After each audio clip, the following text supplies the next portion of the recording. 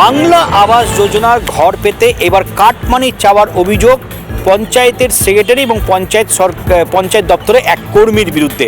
মথুরাপুর গ্রাম পঞ্চায়েত এলাকার এক বাসিন্দা, সে বাংলা আবাস যোজনার ঘরের জন্য আবেদন করে এবং সেক্ষেত্রে প্রথম কিস্তির 60,000 টাকা সে পায়। আর যখন সার্ভে হয় তখন সেই ক্ষেত্রে যেটা অভিযোগ, পঞ্চায়েত দপ্তরের সেক্রেটারি এবং পঞ্চায়েত দপ্তরের এক সরকারি কর্মচারী তার কাছ থেকে কিস্তির টাকা দেওয়া হবে এবং সেই ক্ষেত্রে তার কাছ থেকে ওই উপভোক্তার কাছ থেকে 15 থেকে 20,000 টাকা তারা কাটমানি চায় এবং রীতিমতো সেই উপভোক্তা তাদের যে কথোপকথনের যে অডিও, সেই অডিও রীতিমতো রেকর্ড করে নেয়। পরবর্তীতে রীতিমতো ওই উপভোক্তা মানিকচক ব্লকের বিডিওর কাছে পঞ্চায়েত সেক্রেটারি এবং পঞ্চায়েতের কর্মীর নামে লিখিত অভিযোগ করে এবং এরই পাশাপাশি জেলা শাসক নিতিন সিংহানিয়া এই বিষয় নিয়ে রীতিমতো তদন্তের নির্দেশ দিয়েছেন, তেমনটাই কিন্তু জানা যাচ্ছে।